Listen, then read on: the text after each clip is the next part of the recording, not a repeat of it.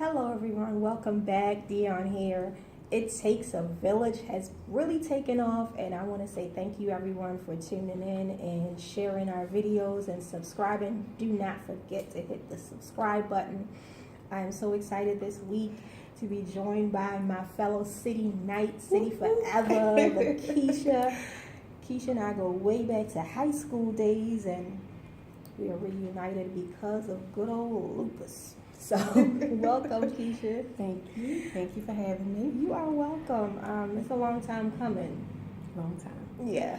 We were supposed to do this a long time. So, I'm glad that you are able to join us and share with everyone your journey. I'm so proud of you for weathering the storm, literally. Thank you. Going through it. And, so tell us a little bit about what type of lupus you were diagnosed with and when, and just how this journey even started, because I wasn't around for all of that. I think back then we were out of touch. Right. Facebook reunited us. Right. So I was diagnosed in 1997 with lupus. Originally it was the discoid lupus. I had no idea what was going on. So I had all these splotches on my face, like the butterfly rash that you hear about when they talk about lupus. Mm-hmm. So I just was spotty all over my ears, everything was just spots everywhere. So I didn't know what to do. I didn't know what was going on. Didn't know anything about lupus. Never heard of anything like that. So I went to the dermatologist because it was on my skin. So I went to the dermatologist. So they did a biopsy of my skin, and then that's when they came back and said that I had lupus. And still not know what you got a picture of that. I want you to share that, because I don't think people understand like the extent of what that looks like. Because sometimes people see stuff on people's face, and it's so easy to ridicule and make fun of people without knowing what's going on, and that's intense. Yeah, I was a spotty mess, by the way. I don't know how to do this, but yeah, that's me in the middle, looking pretty jacked up, swollen face, and blotches everywhere.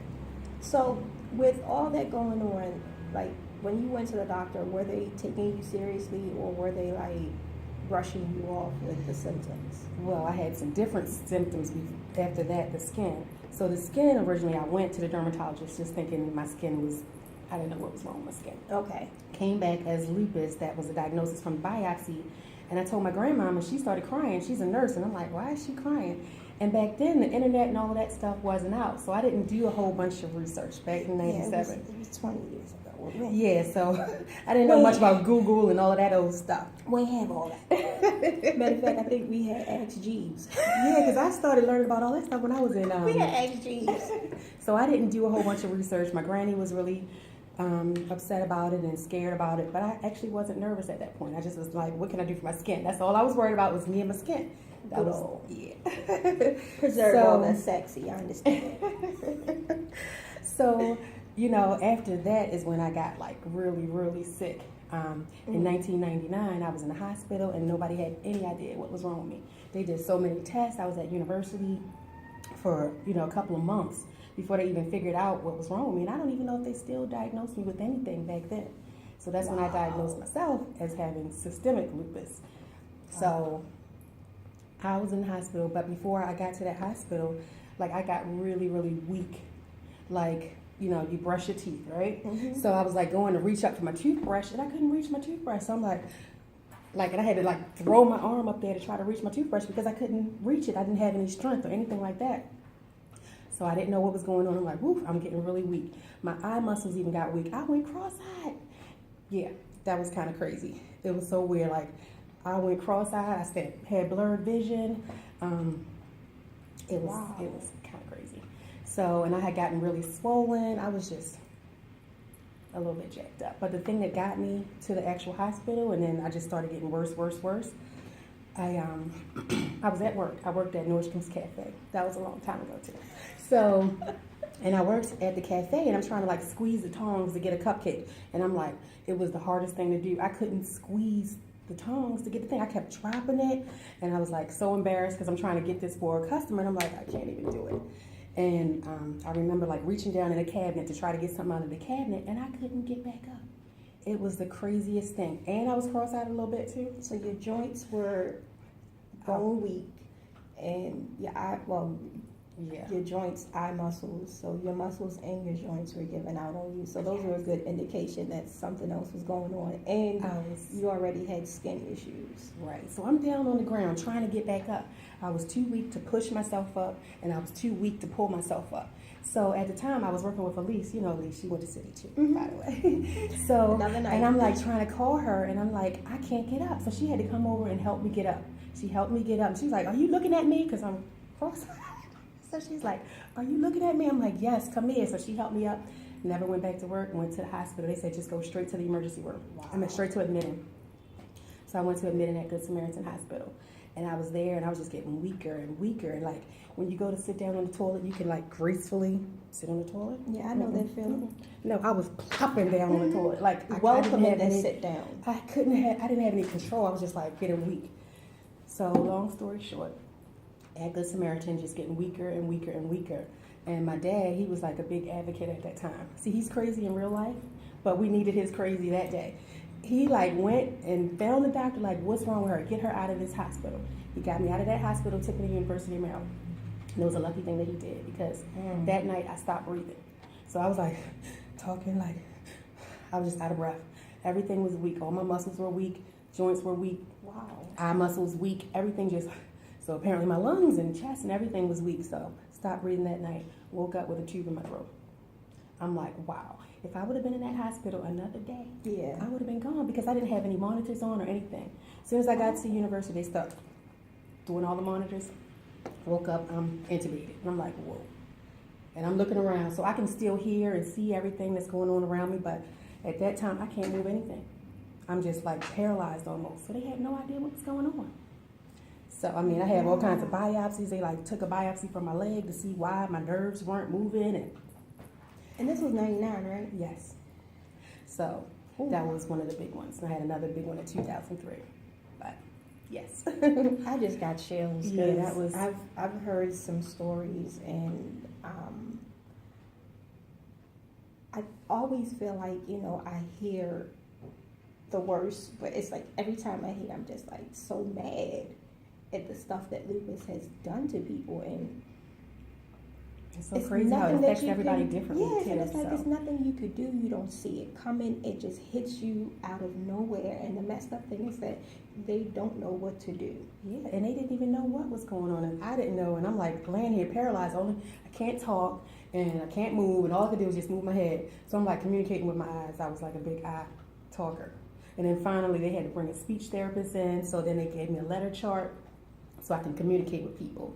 So they had to like spell the stuff on there. So I'm like, wow. Like when they spell a letter and they writing down stuff that I want to say.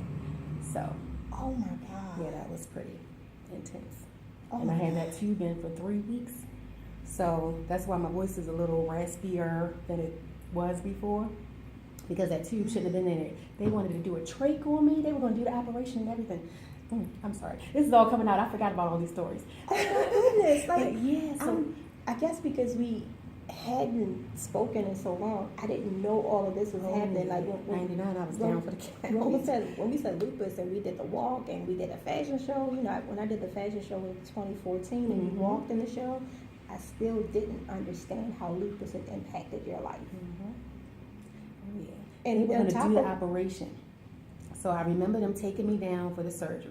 So they were going to like take the tube out because it had been in so long, and I kept failing the vital capacity test. So you got to be able to, like through the tube that's in your throat, you got to be able to blow a certain amount in order for them to take it out, knowing that you can breathe on your own. But I kept failing it. Yeah, so they wanted to, we're going to give her a trach. So I would have been talking like this, you know what I mean? Yeah. So I go down for the surgery, and I can remember it was like a big old white room, and I'm on the stretcher, and I could hear and see everything. So as soon as when I got into the room, there's a bunch of people in there ready to do whatever they were about to do. And I can just hear one person say, she's fully awake and conscious. I'm like thinking like, what were y'all about to say? What were y'all about to do? Like, I guess most of the people come down there and they're not really conscious or something, but I could hear everything. I mean, I was all up in people's conversations and, you know, everything. So, what the ham sandwich? I know, I'm like, why did they have to warn them? I just got scared. That was a little weird. I'm like, why did they just warn everybody? So I'm just looking, and I'm just like freaking out on the operating table, like, don't cut me yet. I'm not asleep. I can remember doing all of that stuff. So then I wake up, and there's my granny again, and I still had this tube, and I'm like thinking to myself, like, what happened? Like, it didn't go through. They didn't go through with the surgery. So basically, my heart rate dropped, and my blood pressure spiked or reversed. I'm not sure. I can't remember which one was which, but one went up, one went down. So they thought I was having a heart attack right in the thing. So I was like, wow, that was God. Exactly. That's what one of the nurses said. I remember Nurse Jackie. God was like, nah, we ain't about to do this. Yes, and I'm It's so not going grateful. down. It's not going down. It's not going down. Or So up. grateful that I didn't have to get that surgery because Wow. it wasn't needed. So from that point on, how did they discover the kidney disease? Was it the blood work that came back with a creatinine level, or did you have some type of kidney infection? Well, so that's my second big sickness. So the 99 was the first one. So finally, after, they didn't do the surgery, I had a really good nurse that came in. She was like telling me I needed to get off of some of these pain medicines because that was like keeping me weak. And that's why I'm failing this test. And I had a good respiratory therapist, and they came in, I passed the vital capacity test, and now I'm starting to recover. It was a miraculous turnaround, just like that. It was like, so now my first form of physical therapy, like open, close. Like I'm trying to open and close my hands. That was my physical therapy. Wow. So every day I started getting stronger and stronger. So that was that one. So that was in 99. Got better. Was okay. So around 2002, 2003, I just was like getting really, really swollen. Like my legs, I had to like unbutton my pants. I was just like all kinds of things. So I didn't know what was going on. So I go to the doctor and they're like, well, you just need to cut out the sodium. Do you eat a lot of salt? And so now they're trying to, my diet, thinking that's why I'm swollen. And then finally they took me serious when I said, I'm having troubles breathing. Like, I'm feeling chunky. You know what I mean? So I'm like, you've always been small. Always been small. So this little bit of extra weight that I had, I felt like I was really like, so I couldn't breathe. So then they took me serious. Then they started doing the blood work. Then that's when they realized, oh, your kidneys, your creatinine was super high. What's the highest it's been? It was at that time. I honestly don't remember the number, but they was like, we're gonna do something to try to reverse your kidney function because it was really elevated. I'm not sure the numbers. But and I know that was a while ago. Yeah, that was a long time ago. But I'm not old, by the way. She's not. She's not. It's okay. She's only a year older than me. But yeah, so I lost my thought, child. Girl, that lupus fog is something. So we were talking. That's just as bad as going upstairs and be like, what I came up here I for? do that all the Go time. downstairs and be like, what? I went upstairs. Okay, so we were talking about the kidneys. So terrible. They realized my numbers were high on my kidney function. It wasn't just the salt like they thought it was. Right. So realized, that. So they gave me a medication called Cytoxin. They said it was kind of like chemo, so I had to sign all these papers. You may not be able to have any children, all this stuff, but it's supposed to reverse my kidney function. That's what they thought. So now I'm there, and I have the tubes and the IVs and everything in, and they're pumping this Cytoxin in. It's supposed to like bring my kidneys back to life, is what they thought.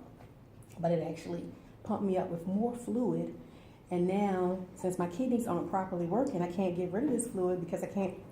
Sorry. No. Don't say it, So Pete. now, Because when your kidneys aren't functioning properly, you really don't. That's what happens. You're not releasing the pee. Like most people, they pee certain times, a certain amount of times a day. But when your kidneys aren't functioning properly, you pee maybe like once or twice a day. so that they pumped all of this stuff in me. I'm already swollen, so now I'm even more as they're pumping this stuff in me. Mm-hmm. And again, I wake up, don't know what happened. I wake up and I have a tube in my thigh.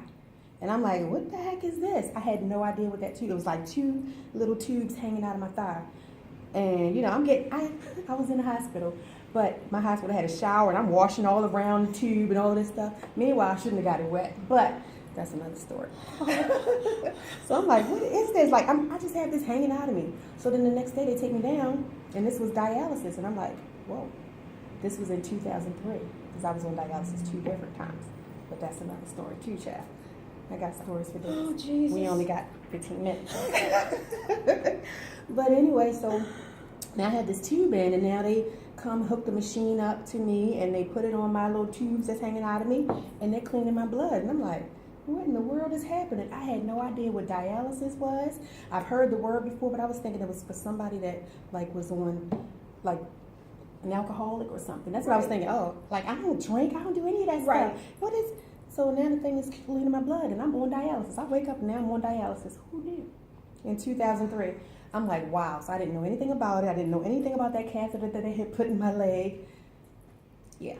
Wow. So that's kind of how I went, woke up on it. You went from, all right, I'm good, now I'm swollen, now I'm on dialysis.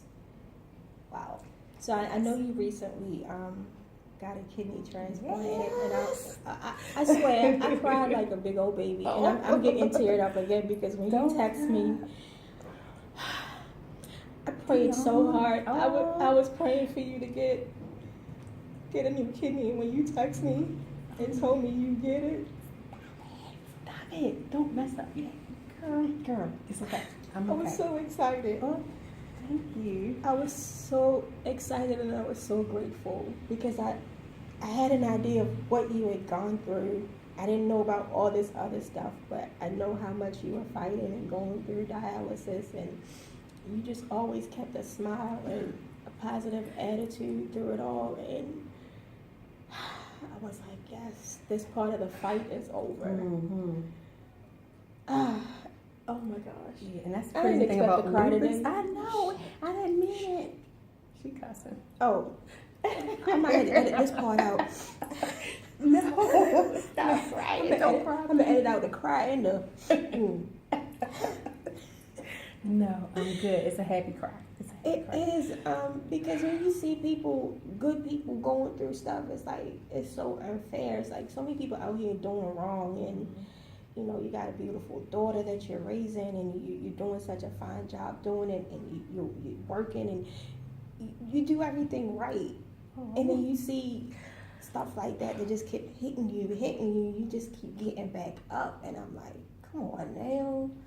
So when that kidney came through, I was just like, because one of my good friends, Terrence, he was on the list and he got a kidney too. So I was like, God, you are just blessing with kidneys. It's like kidneys just rolling around for my friends. So I'm like, he got one, you got one. I was like, yes, okay, good. So they did it. So yeah, it's something to see when you're fighting for life. And because I remember when they told me I had stage 3 kidney disease, I didn't know what that meant. I never, like you, when they said dialysis, actually my doctor said he was going to do chemo to slow it down. And I'm like, chemo, that's for people with cancer. And it freaked me all the way out. I was like, slow down, give me a chance to try some stuff on my own. And my doctor is so amazing. He's open to me trying natural medicine versus just pushing pills down my throat. That's a big thing. He's right down the street at Union Memorial. Okay. So every time I hear of people, going through kidney disease and just having that struggle, and I was so terrified of the whole dialysis.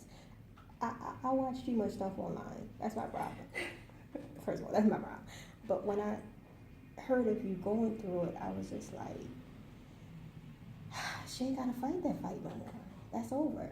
So, that's a blessing, and I know that you're doing much better now, and, things are on the up and up. And I know that you said that it's actually slowed down lupus, so you don't... Right, that's the thing. The doctor, when they diagnosed me with the kidney disease, it was like, the thing is, it will quiet the lupus. And I'm like... Yeah. And that's actually been proven to be true. Yeah, so that was kind of strange. I was like, I didn't expect to hear that. I'm like, oh. So having kidney disease is going to quiet the lupus, And that kind of makes sense because I actually haven't had like a extremely bad lupus flare up in a while. I don't need that kind of drama in my life. Like the really bad flare up I had was Sjogren's. And my face swelled up out to here. I look like, the episode of Martin when he got hit by Tommy Hitman. I do. That's how you look. Girl, I did. I kept the picture. I got the pictures in my phone, and sometimes when I'm scrolling through looking for something, I was like, I don't really want to see this. But it's one of those things where you're like, God, thank you. Because every now and then you need to see this. Keep you humble in them all. I'm ooh. Humility. And that's another thing too. Before the diagnosis too, I had gotten really, really dark. Like since my kidneys weren't working, I was Yes. like dark. Yes. Like you wouldn't recognize me dark. Yes. Yeah, I was Yes, pretty. because I wish I had one of those pictures. Ah, my gosh. And then I had nerve. I And ain't one gonna of lie the this, but pictures, I've been there. Like, Mhm. I'm like, yo, what I had on a happened? hot pink shirt. Did your and I was eyes like, under here get really, really, really? I was all the way dark. Like nothing's wrong with dark. Don't get me wrong. No, but no. I was just different. No, I look like it's a a skin completely different discoloration, person. and what happens? They said that's one of the indications that your organs aren't functioning properly. Mhm. Because I had a mass on my right lung, Mm. my liver. Matter of fact, you were working at the imaging center, and I okay. came in for a liver Ultrasound. ultrasound, and that's how they learned that my liver was failing. Mhm. So I had some type of liver disease. I forgot what it. I don't know what it's called, but it's gone now. I reversed that. Okay. I reversed that. The mass is gone. So you got That's stage amazing. stage three kidney disease, the mass on the right lung, and then you had the liver disease. And I was like, Dad, I drank that much in college. Dang, I wasn't drinking. That's what I was thinking. I was like, Dad, too much Hennessy and Jack Daniels. Thank God for saving me. That's what I thought. I thought I drunk too much, but it wasn't even that. Then my doctor was like, oh, you got too much belly fat. I was like, ma'am, I done seen people with their stomach hanging way over their pants. That is not. And she was like, Miss Davidson. I was like, I'm telling the truth. I'm not that fat. So it turned out They killed me with that anyway. I thought that was the dumbest excuse. So it wasn't until they did the ultrasound and they were able to figure out some stuff. Mm-hmm. So you go through all of that, and it brings you to a place where you can actually learn new things and learn you. Mm-hmm. And I'm still learning me, because the me that I was before is totally different than the me I'm still becoming. I haven't evolved yet. I'm in the early stages. So my question to you is, who have you become, or who are you becoming as a result of the stuff that you've been through? And we got a couple minutes, but just share, who are you now? What have you learned in the process? And I know it's been a lot. Oh yeah, definitely have learned a lot. I feel like I'm a better person than I was before. I feel like I use with everything that I've gone through to maybe build somebody else up, to let them know that it's possible. It can happen, even if you're down and out and stressed and all of those things. It can be reversed. You just want to definitely have to stay prayed up. You definitely have to. If you have a support system, use that support system. Don't try to be too strong. If you need help, ask for help. And I know you're guilty of that too, because I'm definitely guilty. Somebody says, what's wrong? Are you okay? I'm like, I'm okay. So nobody ever believes me.